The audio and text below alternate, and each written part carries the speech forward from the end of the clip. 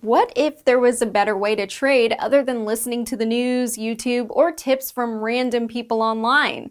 You need to find the footprints on a chart. Let the charts guide you and not a gut feeling.